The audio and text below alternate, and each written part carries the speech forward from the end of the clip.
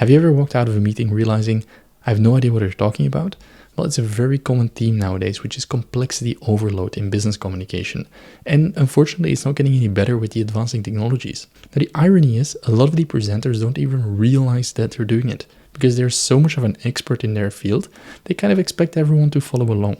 And a lot of the communication doesn't happen because a lot of people don't realize and internalize the information. So that's why in this video, I'm going to show you the 5 steps on how you can improve your communication and even present like super complex ideas in a very clear and precise way. And therefore, we're starting with the first tip, which is start with the big idea, not the details.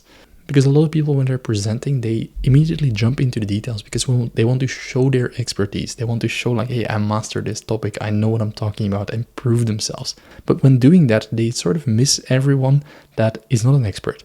And it's very hard to follow along, especially if they're using jargon, specific terms.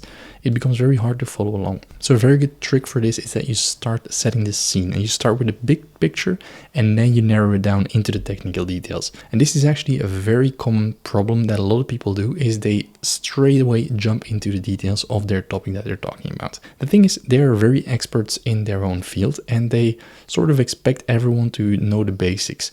But if you ever been to a talk about a new subject and you're kind of a newbie in that field, it's very hard to follow along if they start using terms that you don't know, if they use jargon or abbreviations.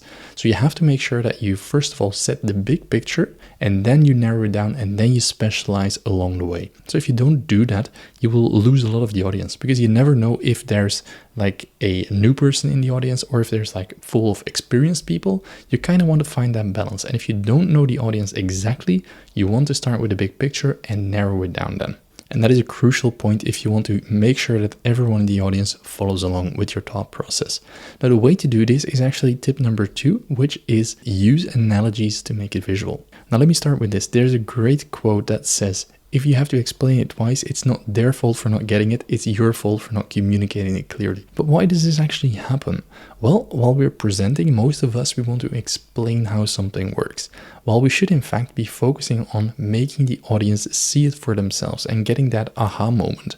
And once we can get that, that is when we communicate with impact. Have you ever tried to explain, for example, AI to someone a few generations older? Well, if you start talking about large language models and predictive data, this will become very difficult for them and they will instantly zone out because they just don't have any aspects to connect to.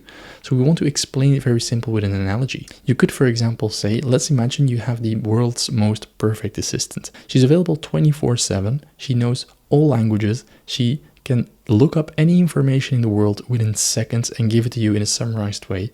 You can throw anything at her and she will summarize it, she will collect it, she will add anything that is missing. That sort of frames it in a better way, in a more understandable way, using an analogy with AI and, for example, in a personal assistant. Now, another example, if you want to explain, for example, bandwidth to someone, you don't want to talk about megabits, you don't want to talk about latency or data packages, but you want to keep it simple and something that everyone can understand. You can say bandwidth is just like a water pipe. If you have a small water pipe, only very little water flows through, maybe just enough to water the plants. But let's say you want to fill a swimming pool, that's going to take you a long time to fill it up. So what you need to do is you need a bigger hose.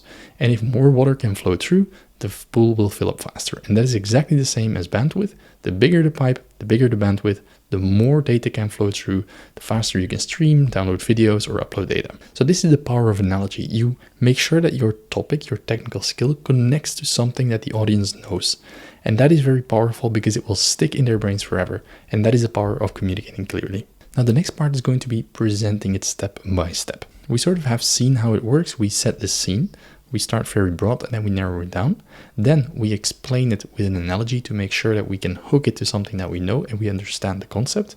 And if we then want to go into technical details, we want to do it step by step. A common mistake people make is they just put on a slide on the screen with 12, 13 bullet points. We want to avoid that.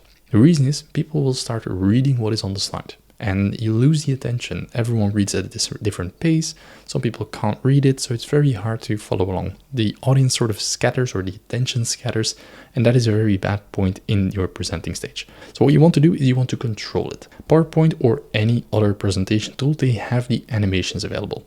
So we can animate something part by part. And that is what you want to do in a very logical and a very controlled way. So you control the attention, you explain it, you click, something new appears, and then you follow along until you have everything covered. You can add some jargon along the way and sort of build up the expertise of the audience. Now, if we're talking about bullet points, this doesn't have to be boring. We don't have to work with bullet points. You can still make awesome designs with a lot of content, a lot of professional content like academic or corporate, and design it in a nice, clear, impactful way. Now, if you want to learn how to do that every single time, I have a course available. It's a 26-day program where I'll take you from scratch from zero basically to a professional slide designer. And I'll teach you all of the core skills that you need so that you can make any slide look good and impactful, because that's what we want. We don't want boring lists with bullet points. We want impactful slides that people remember and that stick, so we communicate clearly. So if you're interested in that, you can click on the link in the description below. Now, as a next step when it comes to communicating difficult topics, we want to first of all repeat ourselves, and we want to keep track of the process.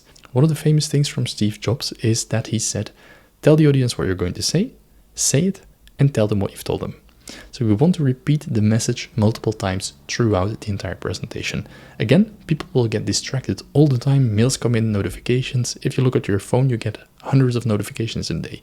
So you want to avoid that you miss or the audience misses crucial information. So you want to repeat it multiple times. That also helps for the memory retention.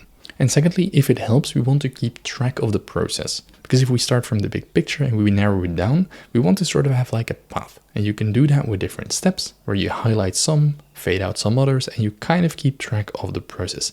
And there's multiple ways how you can do this. It kind of depends on your project, but once you know the design principles and get a feel for that, you'll see it instantly. But it's very important that we have these cues, both visual and auditive, of the repetition, and that we sort of bring the repetition back and bring the messages back that we want to bring. Now, as a closure of this part, the fifth step, which is very important, is going to be leave them with one clear message. Because the reality is 90% of what we say, people will forget about it. Especially if they have something else on their mind, if it's not super important for them, or if it's just an overload. So a lot of people will forget what you've told them. So you should always ask yourself, if there's one thing that the audience should remember, what is that? And that should be the point that you hammer down every single time, repeat over and over again, and that you add very clear in your presentation from the beginning to the end of your presentation. And that should be literally positioned throughout your entire presentation. You should repeat it vocally, you should put it on your slides continuously, and repeat it every single time. And make it as simple as possible. Use an analogy for that part, make it simple, because simple ideas get remembered, complex ideas get forgotten.